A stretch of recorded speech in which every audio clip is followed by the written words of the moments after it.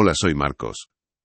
Vi a mi abuelo romperse en 1000 pedazos en el funeral de mi abuela, y no fue por el dolor de la pérdida, sino por el peso de una sola frase que mi hijo pequeño pronunció en mitad de aquel silencio. A veces, la verdad más dura viene de la voz más inocente. Es increíble cómo una vida entera de silencios puede ser demolida por un susurro. ¿Alguna vez has visto a alguien derrumbarse por completo cuando menos te lo esperabas, justo cuando creías que ya no sentía nada? Antes de contarte qué fue exactamente lo que mi hijo le dijo a mi abuelo delante de toda la familia, comenta aquí desde dónde estás viendo esto y suscríbete ya al canal. Créeme, no vas a querer perderte lo que sucede cuando un niño señala al culpable que nadie se atrevía a nombrar.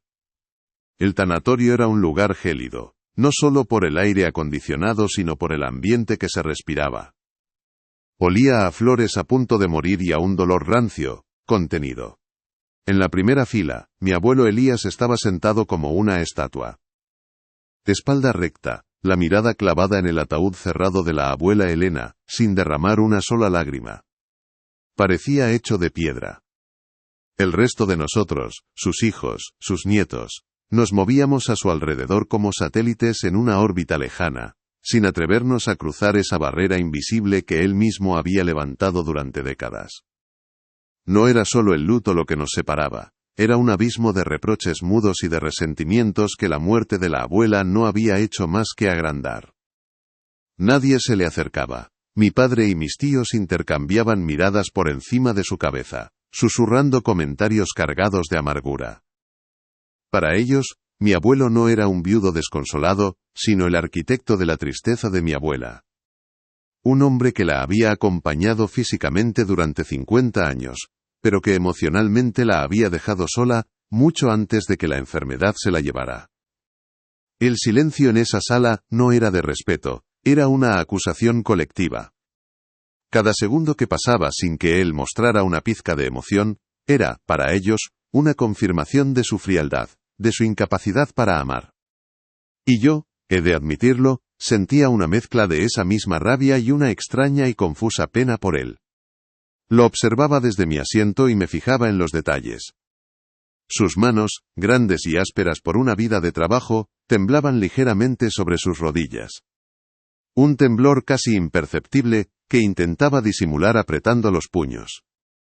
Su rostro, surcado de arrugas profundas, era una máscara de estoicismo, pero sus ojos estaban vacíos, perdidos en un lugar al que ninguno de nosotros tenía acceso. Durante toda mi vida, lo había visto como una figura de autoridad, un hombre inquebrantable.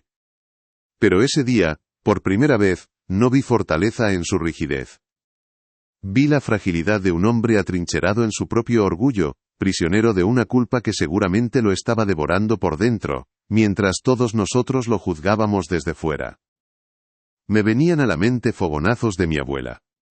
Su risa llenando la cocina mientras preparaba el cocido de los domingos, el olor de las plantas de su patio, la forma en que nos contaba historias con una chispa en la mirada que se apagaba un poco cada vez que mi abuelo entraba en la habitación. Ella era el calor, la vida, el pegamento que, a duras penas, mantenía unida a la familia. Y ahora, en su despedida, el ambiente era todo lo contrario a lo que ella representaba. Frío, estéril, sin una pizca de la calidez que ella siempre nos había regalado. Ver su féretro en medio de esa atmósfera tan hostil se sentía como una traición, como si estuviéramos profanando su recuerdo con nuestras propias miserias. El tiempo pasaba con una lentitud agónica, la gente entraba y salía, daban pésames mecánicos que sonaban huecos, vacíos de sentimiento real.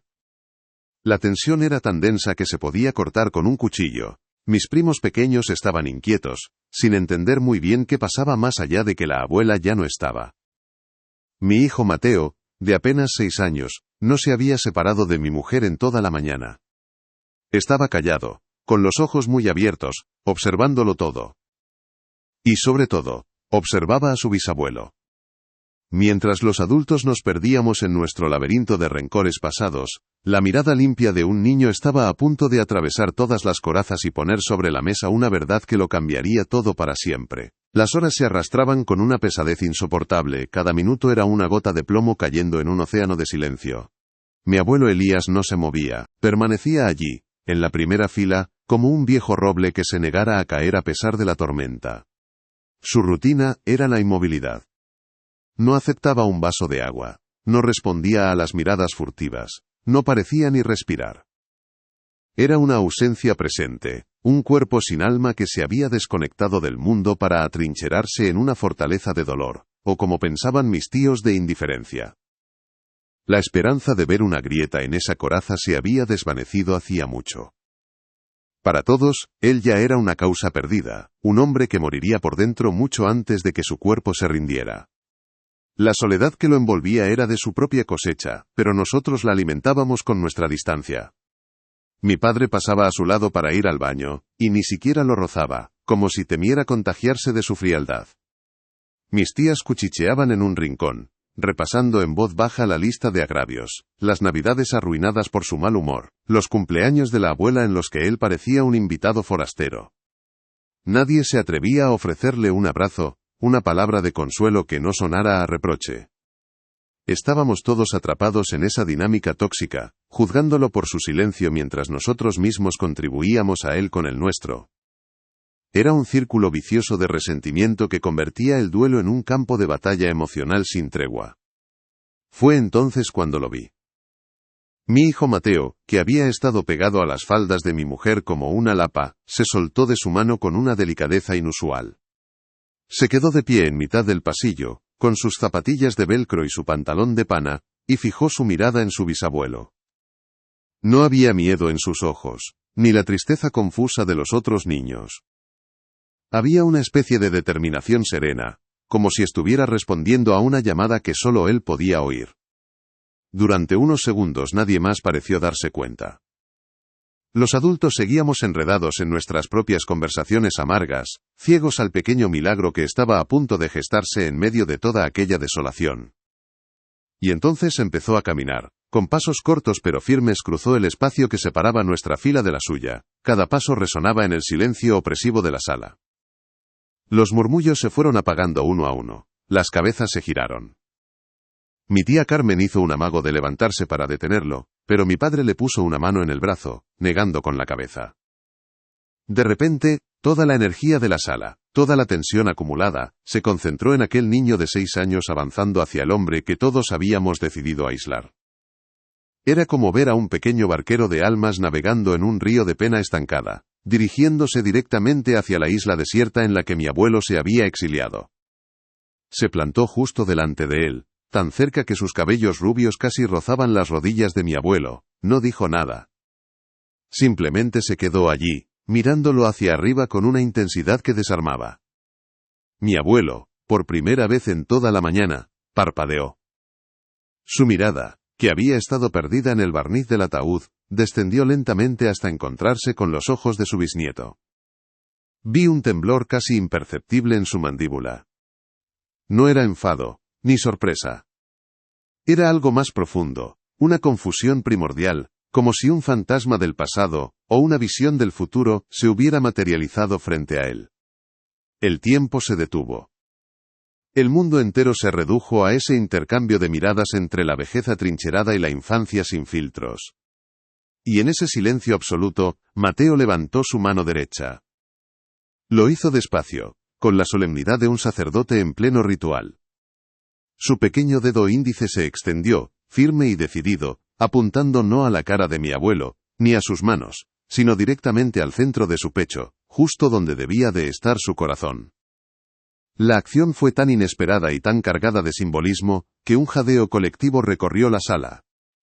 Era un gesto que podía significar 1000 cosas, una acusación, una pregunta, una simple curiosidad infantil. Pero en ese ambiente, se sintió como el inicio de un veredicto. La coraza de mi abuelo pareció agrietarse visiblemente, su rostro de piedra se contrajo en una mueca de pura vulnerabilidad, esperando la sentencia que estaba a punto de pronunciar la voz más inocente de todas. Si conoces a alguien que necesite escuchar esta historia, por favor comparte este vídeo con esa persona. Y no te olvides de suscribirte para más relatos como este. Gracias por escuchar. Aquella lágrima solitaria fue la primera gota de una tormenta contenida durante décadas.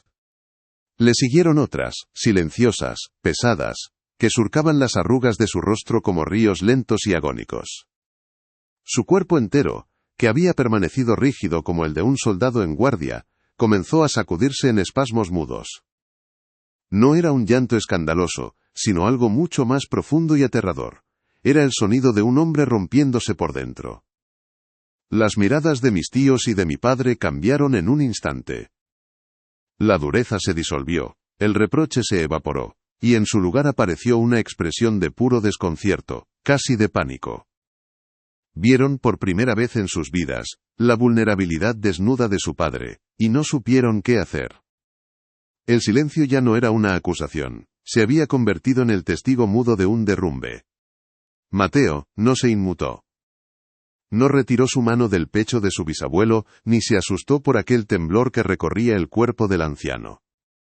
Se quedó allí, firme, como un pequeño ancla en medio de la tempestad. Mi abuelo Elías, con los ojos anegados en un dolor que por fin se permitía sentir, bajó la cabeza y lo miró. Pero no lo miró como se mira a un niño. Lo miró con una mezcla de gratitud, de asombro, y de una desesperación casi reverencial. Como si estuviera viendo a un ángel o a un fantasma que le acabara de entregar la llave de su propia celda. Lentamente, con un esfuerzo que pareció costarle el mundo, levantó su mano temblorosa y la posó sobre la de Mateo, cubriendo los pequeños dedos del niño con los suyos, grandes y nudosos. Fue un abrazo torpe, desacostumbrado, casi primitivo. Mi abuelo se inclinó hacia adelante, y rodeó el pequeño cuerpo de Mateo con sus brazos, atrayéndolo hacia él con una delicadeza que jamás le había visto emplear.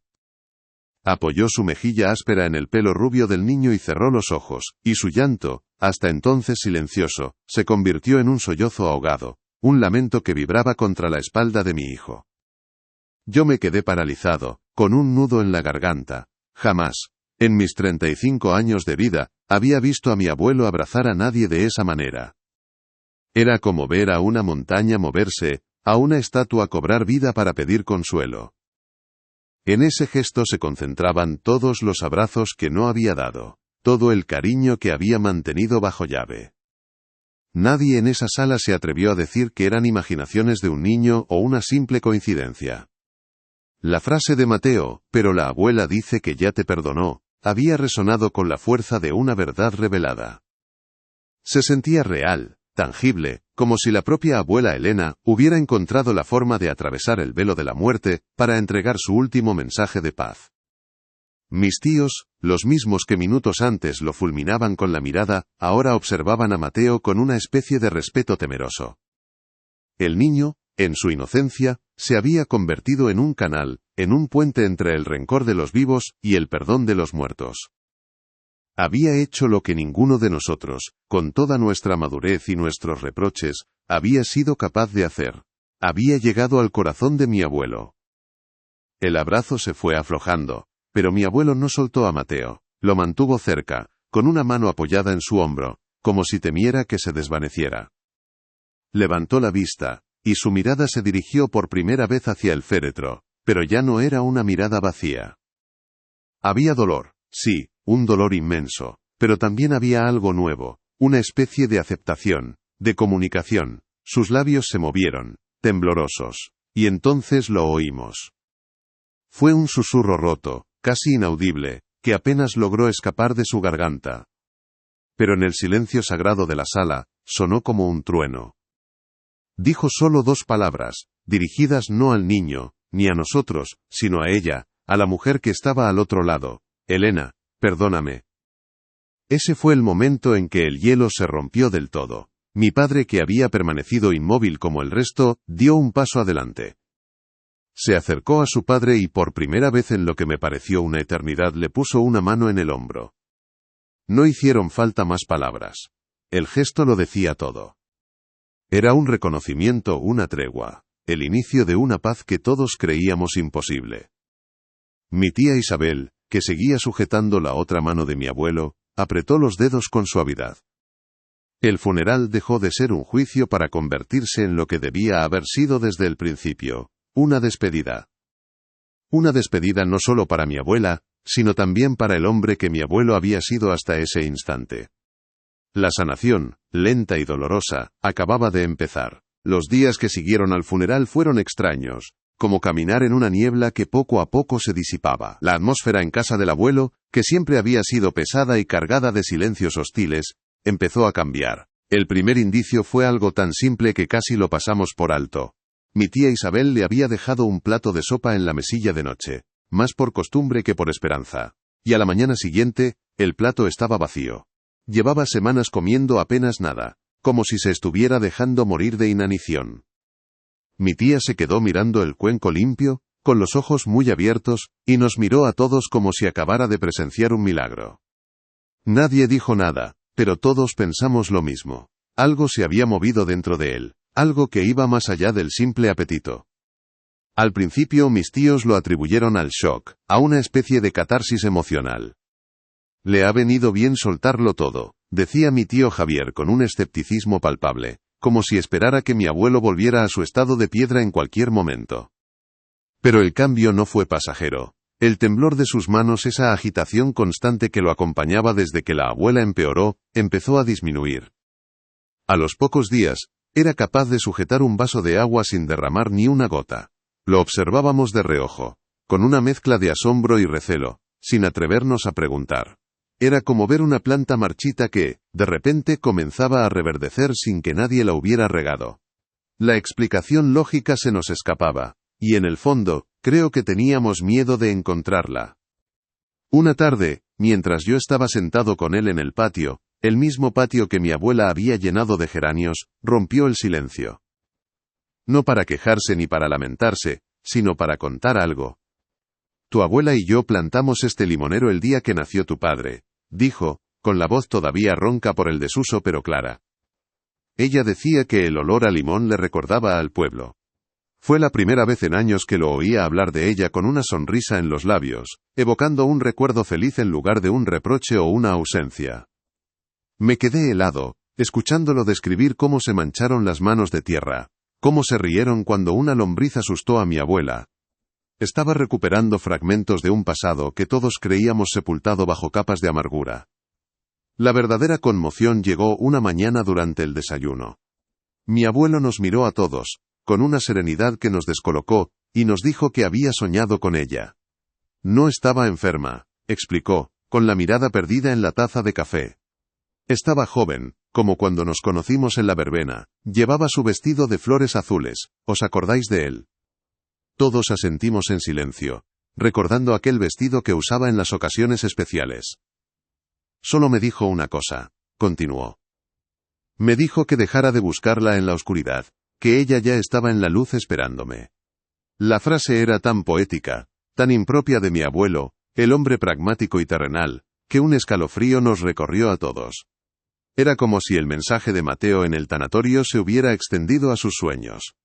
Estos episodios empezaron a erosionar las defensas de mis tíos. La coraza de resentimiento que habían construido durante años se estaba agrietando. Ver a su padre recordar con cariño, hablar de sueños reveladores y recuperar poco a poco la salud física era algo que no encajaba en la narrativa que se habían contado a sí mismos. Era más fácil lidiar con el padre frío y culpable que con este hombre vulnerable y extrañamente en paz. Empezaron a mirarse entre ellos, a intercambiar preguntas mudas. ¿Era posible que se hubieran equivocado? ¿Era posible que el dolor de mi abuelo fuera tan profundo que solo se hubiera manifestado de una forma que ellos no supieron interpretar?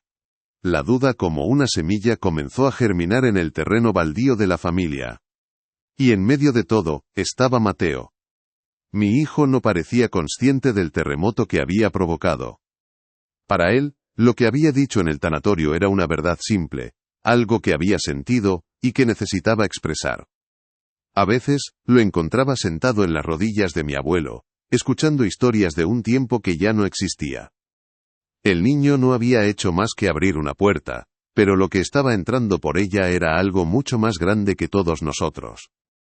Era una fuerza inexplicable, una mezcla de perdón, memoria y quizás, el amor de mi abuela encontrando un camino de vuelta a casa. Estábamos siendo testigos de algo que desafiaba toda lógica, y la única certeza que teníamos era que nada, absolutamente nada, volvería a ser como antes. Habían pasado casi 2 meses desde el funeral, 2 meses de una calma extraña y frágil que se había instalado en la familia. Mi abuelo Elías era otro hombre. O quizás, era por fin el hombre que siempre debió ser. Hablaba más, sonreía a veces, e incluso había empezado a cuidar él mismo los geranios del patio, como un homenaje silencioso a mi abuela. Un sábado por la tarde, mi padre y yo decidimos que ya era hora de empezar a ordenar la habitación de la abuela, un santuario que nadie se había atrevido a tocar. El aire allí dentro todavía olía a ella, a su colonia de lavanda y a naftalina. Empezamos a vaciar los cajones con un respeto casi religioso, doblando blusas y guardando fotos, cuando me topé con su pequeña biblioteca personal en la mesilla de noche. Entre novelas gastadas y un libro de recetas, había un poemario de Antonio Machado que siempre le había gustado. Lo cogí, pasando los dedos por la cubierta de tela desgastada, y se abrió por una página marcada con una cinta. No era una página cualquiera. Había un único verso subrayado con un lápiz tembloroso. Anoche cuando dormía, soñé, bendita ilusión, que era Dios lo que tenía dentro de mi corazón. Pero no fue el verso lo que me heló la sangre. Asomando por el borde de la página, había una hoja de cuaderno doblada en 4. Con un presentimiento que me oprimió el pecho, la desdoblé con cuidado. La caligrafía era inconfundiblemente la de mi abuela, pero parecía escrita con prisa, con una urgencia desesperada. Empecé a leer, y las primeras líneas confirmaron todo el rencor que mi familia había albergado durante años. La nota hablaba de la última gran discusión que tuvieron, apenas unas semanas antes de que le diagnosticaran la enfermedad. Mi abuela describía el muro de silencio de mi abuelo, su incapacidad para decir, te quiero, el dolor de sentirse sola estando acompañada. Su silencio es un veneno lento que me ha ido secando por dentro, escribió. Sentí una oleada de rabia, la misma rabia vieja y familiar que había sentido en el tanatorio. Me parecía una prueba irrefutable de la culpa de mi abuelo, una justificación póstuma para el juicio al que lo habíamos sometido. Era la confirmación de que habíamos tenido razón todo este tiempo, de que su sufrimiento era merecido. Pero entonces, al darle la vuelta a la hoja, el tono cambiaba por completo. La rabia dejaba paso a una compasión que me desarmó. Pero hoy lo he mirado mientras dormía, continuaba, y he visto las arrugas de su frente, el temblor de sus manos, y he comprendido. No es que no me quiera, es que no sabe cómo hacerlo. Su corazón está encerrado bajo tantas capas de miedo y orgullo que ni él mismo puede encontrarlo. Está más solo que yo. Y entonces llegó la frase que hizo que el mundo se detuviera. Por eso, aunque él nunca lo oiga, yo ya lo he perdonado. Le entrego mi perdón para que, cuando yo no esté, alguien se lo haga llegar y pueda por fin encontrar la paz. Se me cayó el libro de las manos. El aire se me escapó de los pulmones. Alguien se lo haga llegar. La frase resonaba en mi cabeza como un eco infinito. Corrí mentalmente hacia el tanatorio, hacia la imagen de mi hijo de 6 años plantado frente a su bisabuelo, con el dedo apuntando a su pecho. Volví a escuchar su voz, clara e inocente, en mitad de aquel silencio sepulcral. Pero la abuela dice que ya te perdonó. No era una coincidencia. No podía serlo. Era la misma idea, la misma intención, el mismo mensaje de amor y liberación. Mi hijo no se lo había inventado. Mi hijo no había sido simplemente intuitivo. De alguna manera incomprensible, mi hijo había sido el mensajero. El cartero de un alma que se negaba a descansar sin antes sanar al hombre que amaba. Un escalofrío me recorrió la espalda, erizándome la piel. La habitación, llena de los recuerdos de mi abuela, de repente se sintió cargada, como si no estuviéramos solos. Miré a mi alrededor, al armario entreabierto, a la mecedora vacía del rincón, medio esperando ver una sombra, sentir una presencia. El cambio de mi abuelo ya no era solo una recuperación emocional. Empezaba a parecerse a una intervención divina, a un milagro orquestado desde el otro lado. La idea era a la vez hermosa y aterradora. ¿Hasta dónde llegaban los lazos del amor? ¿Podían de verdad cruzar la frontera de la muerte para entregar un último mensaje? La lógica se estrellaba contra una evidencia que me temblaba en las manos. La verdad no estaba en nuestros reproches, sino en la fe ciega de un niño. Doblé la nota con manos temblorosas, y la volví a guardar dentro del libro. Decidí, en ese instante, que aquel secreto moriría conmigo. Contarlo solo generaría confusión, miedo o incredulidad.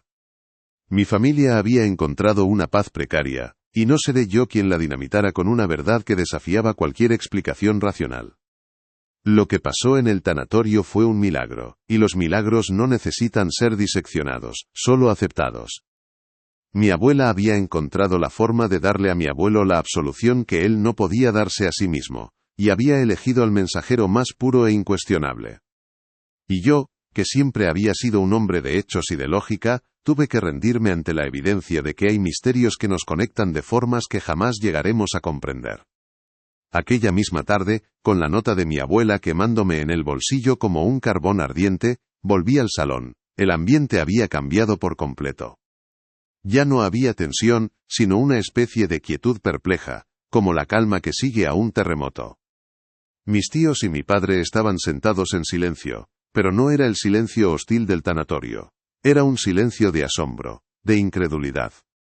Observaban a mi abuelo, que estaba en el patio regando con parsimonia los geranios, con una expresión que mezclaba el alivio y una profunda confusión. Fue mi tío Javier, el más pragmático y escéptico de todos, quien rompió el hielo. Se giró hacia mí, con el ceño fruncido, y me preguntó a bocajarro: «Marcos, tenemos que hablar. ¿Qué demonios le dijiste a tu hijo? Un niño de 6 años no se inventa algo así». Me sentaron en el sofá, y de repente me sentí como si estuviera en un interrogatorio. Mi padre me miraba con una intensidad que suplicaba una explicación lógica, algo a lo que aferrarse. Mi tía Isabel, por su parte, tenía los ojos brillantes de lágrimas contenidas, esperando una confirmación de lo que su corazón ya parecía sospechar. No le dijimos nada, respondí, sintiendo el papel doblado en mi bolsillo. Os lo juro. Mateo apenas habló en todo el funeral, estuvo callado, observando. Mi padre insistió, con la voz cargada de una desesperación que me partió el alma. Entonces, ¿de dónde lo sacó Marcos? ¿Cómo es posible que dijera esas palabras exactas? Necesitamos entenderlo. Por favor, si sabes algo, dínoslo. La presión era inmensa, querían una respuesta racional para un suceso que se escapaba a toda lógica. Respiré hondo, eligiendo mis palabras con un cuidado extremo. Sabía que no podía revelar la existencia de la nota. Rompería el frágil encanto de aquel milagro y lo convertiría en un simple truco del destino. No tengo una explicación, dije, mirándolos a los ojos uno por uno. Lo único que os puedo decir es que Mateo siempre ha sido un niño especial. Es muy sensible, a veces parece que ve o siente cosas que nosotros no percibimos. Lo que dijo en el tanatorio salió directamente de él. No fue algo que oyera, ni algo que le contáramos, fue suyo. Hice una pausa, dejando que asimilaran mis palabras. Creo que simplemente sintió el dolor del abuelo, y de alguna manera, también sintió la respuesta que necesitaba oír. Los niños no tienen nuestros filtros, no tienen nuestros rencores. Un largo silencio se apoderó de la habitación. Mi tío Javier negó con la cabeza, frustrado, buscando una grieta en mi relato, pero no la encontró. Fue mi tía Isabel, la que finalmente dio voz al pensamiento que todos estaban evitando. No fue él, susurró, con la voz quebrada por la emoción. Fue mamá. Ella lo usó para hablar, encontró la única manera de llegar hasta papá, a través del alma más pura de esta casa. La idea, una vez pronunciada, pareció cobrar vida propia en el aire del salón. Dejó de ser una fantasía para convertirse en una posibilidad tangible y sobrecogedora. Mi padre cerró los ojos con fuerza, como si la revelación fuera demasiado intensa para soportarla. La explicación no era lógica, pero por primera vez, todo empezaba a tener un sentido emocional profundo. Mi tío Javier, el hombre de ciencia, el que siempre necesitaba pruebas para todo, se levantó y caminó hasta la ventana. Se quedó allí, de espaldas a nosotros, mirando a su padre cuidar de las flores que su madre tanto amaba. Vi cómo sus hombros se hundían, como si el peso de décadas de escepticismo se estuviera desmoronando. Nadie dijo nada más. No hacía falta. La verdad, o lo que habíamos decidido aceptar como nuestra verdad, ya estaba sobre la mesa. No era un fantasma, no era un ángel con alas. Era algo mucho más íntimo y poderoso. El amor de una madre y esposa que se negaba a que la muerte fuera el final de su historia. Un amor que había encontrado un pequeño mensajero para entregar su último y más importante encargo: la paz. Más tarde mi padre salió al patio, se acercó a mi abuelo que seguía con la regadera en la mano perdido en sus pensamientos. No le preguntó por la nota, ni por Mateo, ni buscó explicaciones racionales. Simplemente se puso a su lado y, después de un largo silencio, le hizo la única pregunta que importaba. «Papá, ¿la sentiste?», le dijo con la voz temblorosa. «¿Sentiste que era ella?». Mi abuelo dejó la regadera en el suelo, se giró lentamente y miró a mi padre a los ojos. No respondió con palabras. Unas lágrimas nuevas, pero esta vez serenas, volvieron a surcar su rostro, y asintió muy despacio. Ese gesto fue la confirmación definitiva, un pacto silencioso entre ellos, y con el misterio que los había sanado. El entendimiento no fue racional, fue espiritual. Desde ese día, la dinámica de la familia se transformó para siempre. Dejamos de ser un grupo de personas unidas por la sangre pero separadas por el rencor, para convertirnos en los custodios de un secreto sagrado. Nunca más volvimos a hablar explícitamente de lo que ocurrió, pero su presencia se sentía en cada gesto. Se sentía en la forma en que mi padre ahora abrazaba a mi abuelo, en cómo mi tía Isabel le llevaba flores frescas cada domingo de parte de mamá, y en la mirada de profundo respeto con la que todos, sin excepción, tratábamos a Mateo. El visitante, esa presencia espiritual de mi abuela, no se había ido. Se había quedado, disolviendo la culpa y tejiendo de nuevo los lazos que creíamos rotos para siempre. Había venido a curarnos, y lo había conseguido. Los meses que siguieron se sintieron como despertar de una pesadilla muy larga. La casa del abuelo, que antes era una fortaleza de silencios y reproches, se fue llenando de una luz nueva, tímida pero constante. Las comidas de los domingos volvieron, pero eran diferentes, ya no nos sentábamos a la mesa con la armadura puesta, listos para una batalla que nunca llegaba. Ahora hablábamos, de cosas triviales al principio, del tiempo del fútbol, de los deberes de Mateo. Y en medio de esa normalidad recuperada, veíamos a mi abuelo Elías escuchar, asentir, e incluso participar. Una tarde, mientras veíamos una película antigua en la televisión, soltó una carcajada ronca y sorpresiva. Todos nos giramos a mirarlo, y él, al ver nuestras caras de asombro, simplemente se encogió de hombros y sonrió. Era la primera vez que lo veíamos reír en más de una década. La transformación de mi abuelo no fue un estallido, sino un lento florecer. Empezó a salir al patio no solo a regar las plantas, sino a sentarse en el viejo banco de forja, el mismo donde mi abuela pasaba las tardes leyendo. A veces lo encontrábamos allí, con los ojos cerrados, como si estuviera absorbiendo el sol, o escuchando una conversación que solo él podía oír. Recuperó el interés por las pequeñas cosas, volvió a leer el periódico cada mañana, a comentar las noticias, a pedir su postre favorito. Ya no era una sombra que se arrastraba por la casa, sino una presencia cálida y serena. Había dejado de ser el prisionero de su culpa para convertirse en el guardián de los recuerdos felices de mi abuela, y al hacerlo, había vuelto a la vida. La curación se extendió como una onda expansiva por toda la familia. Mi padre empezó a visitar a mi abuelo entre semana, sin ninguna excusa, solo para tomar un café con él.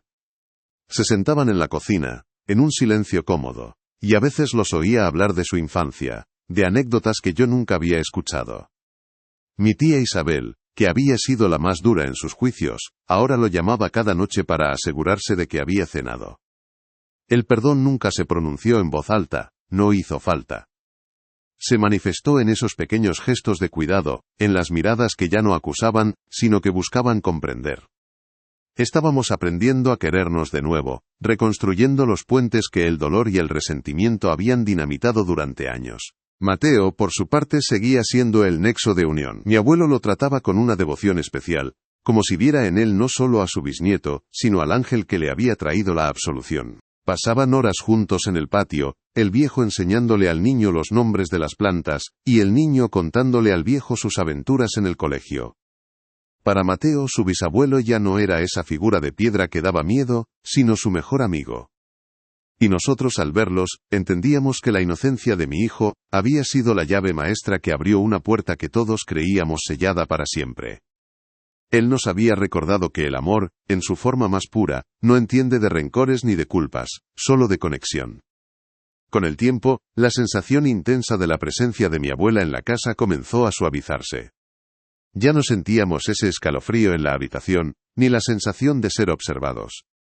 Su energía, que había sido tan palpable, se fue disolviendo poco a poco, como el perfume de unas flores que se desvanece, dejando solo una estela de grato recuerdo. No fue una pérdida, sino una transición. Era como si, una vez cumplida su misión de sanarnos, su espíritu por fin hubiera encontrado la paz definitiva. Nos había dejado la lección más importante de todas, que el amor no muere con el cuerpo, sino que se transforma y encuentra caminos inimaginables para seguir cuidando de los suyos. Su partida no dejó un vacío, sino un legado de esperanza. Ese evento nos redefinió como familia y como individuos. Nos enseñó a mirar más allá de las apariencias, a buscar las heridas invisibles que se esconden detrás del silencio o la frialdad. Aprendimos que el perdón no es olvidar, sino comprender, y que a veces, las verdades más profundas no se encuentran en la lógica, sino en los misterios del corazón. Aquel día en el tanatorio se convirtió en nuestra historia fundacional, un relato sagrado que nos recordaba de dónde veníamos, y el milagro que nos había salvado de nosotros mismos. La fe, no necesariamente en un Dios con nombre, sino en la fuerza de los lazos que nos unen más allá de la vida, se había restaurado por completo en nuestros corazones.